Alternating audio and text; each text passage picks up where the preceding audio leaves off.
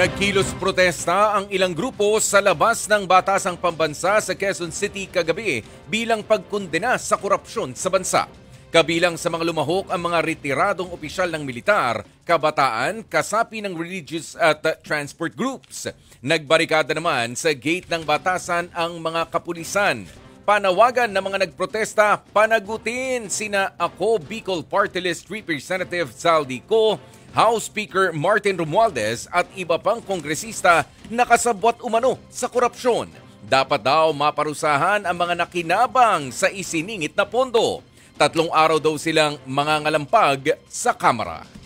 Mga kapatid, ako po si Ruth Cabal. Dito tayo sa totoo, dito tayo sa True FM.